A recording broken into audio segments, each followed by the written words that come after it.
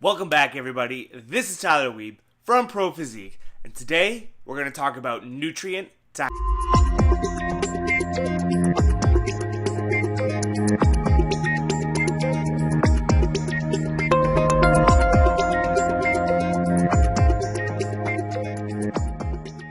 All right, welcome back. It's Friday. I hope that you have had a fantastic week. You have crushed it. You've gotten everything that you wanted done. Heading to the weekend, feeling good, doing whatever it is that you're doing. So today I wanted to talk about nutrient timing. So this is one of the subjects that gets thrown around a lot and is, considered quite an important topic for a lot of people. How you time your protein intake, how you time your carbohydrate intake, and how you time your fat intake. So today we're going to go through all three, kind of go over what a lot of the research does say, and then just some recommendations at the end. And I think some of you might be pretty surprised as to the recommendations. It might go against what you've heard a lot of or believe in. So let's start off with protein. So a few years ago, protein timing became a huge topic. Okay, it was said that you need to consume your fast-acting protein within like 30 minutes of your workout, or you have completely wasted the whole workout.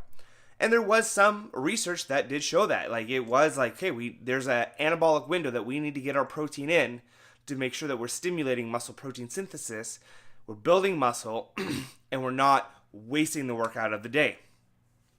And typically, that would be 25, 30 grams of protein.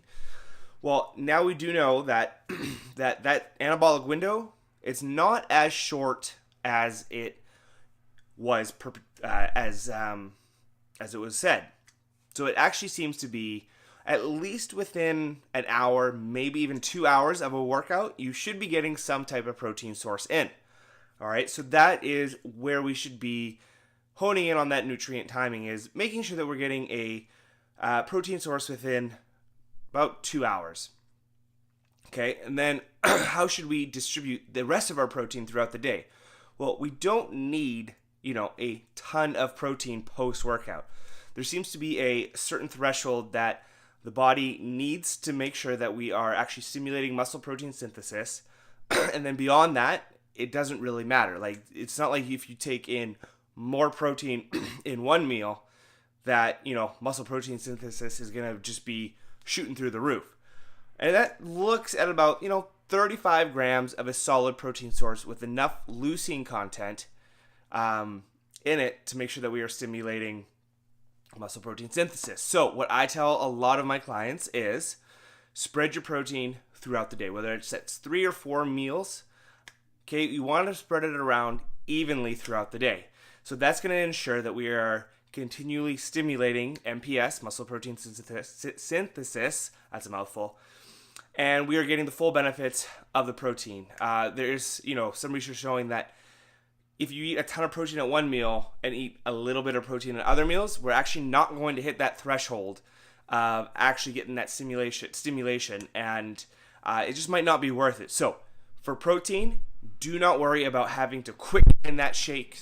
As soon as you're done your workout for that anabolic window, you do have a couple hour window there to make sure that you're getting that protein source in. So that might save you, a little bit of stress of going, okay, like if you get caught in traffic coming home from the gym and you don't have a shake with you, you're not getting your protein, you feel like you just wasted the whole workout. Have no fear, you did not. All right. So protein timing. Within 2 hours of the workout, make sure it's a high quality source, and then spread it out through the rest of the day, and that would be for our protein. So let's move on to carbohydrates. All right, so now this is a nice little fun one.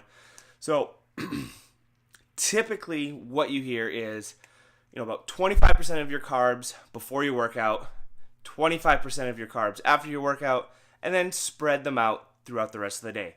So this isn't a bad suggestion. All right, it's typically what I suggest, and it's something that I've started doing myself. I will consume roughly 25% of my carbs pre-workout.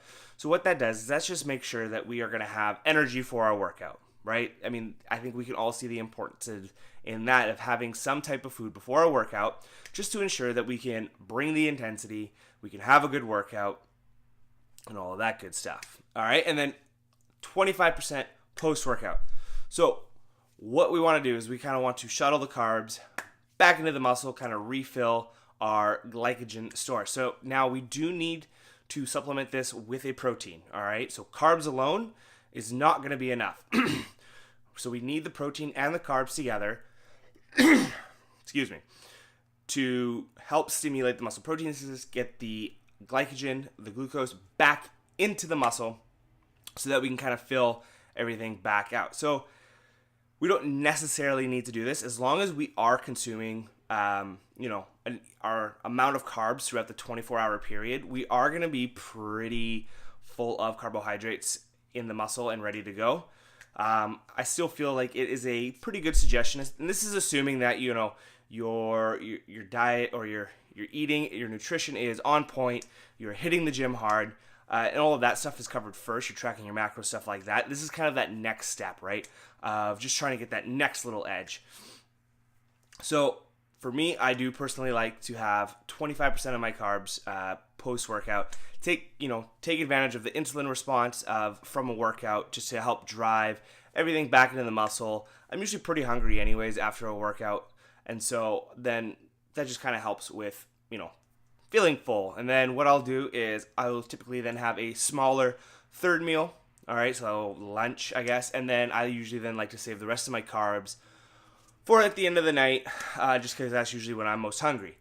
So this is something you can do to maybe get that extra little edge, but this is not something you have to do. So if you do not do 25, 25, and then spread the rest out of the day, that's totally fine. You can do a small, if you want, you can do a smaller amount of carbs pre-workout. I found that, once my macros were getting a lot lower during my last diet, I actually preferred, a lot less carbs before my workout. I had a lot of energy. So play with it. Find that sweet spot that works really well for you. These are just, the 25, 25, and then the rest.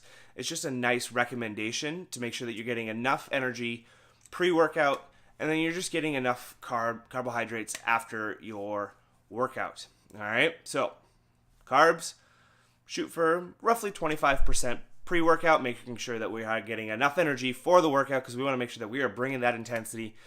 And then post-workout, taking advantage of the insulin response, the protein that we are ingesting post-workout, making sure that we are shuttling the carbs into the muscle, getting them nice and full again. All right.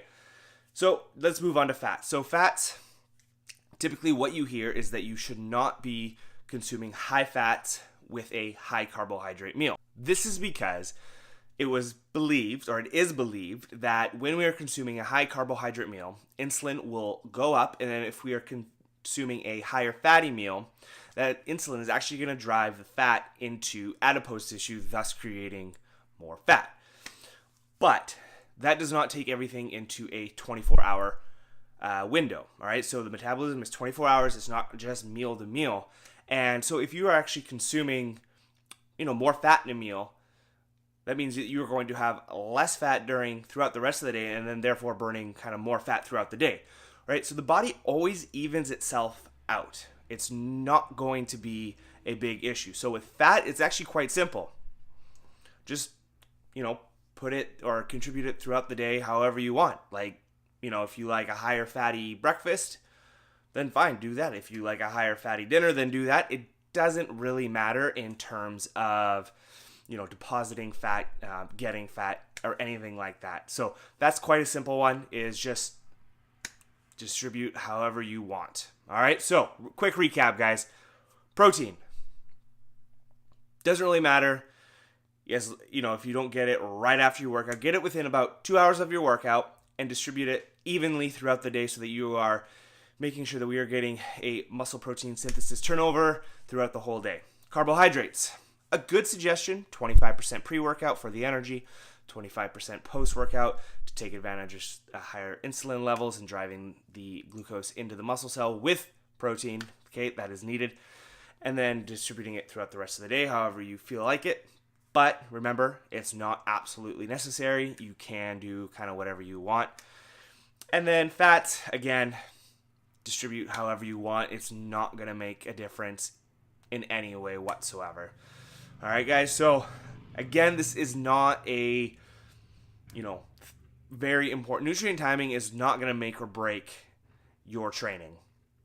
As long as you're training consistently and hard, as long as you are hitting your macros consistently, you are going to see results, depending on whether you are in a gaining phase or if you're in a dieting phase, all right? This is just that extra little step that, might give you that little advantage over, someone else. So that's going to be everything today, guys. Thank you for watching. Please hit the subscribe button if you have not done so yet. Have a fantastic Friday. Have a fantastic weekend, and we'll talk to you soon.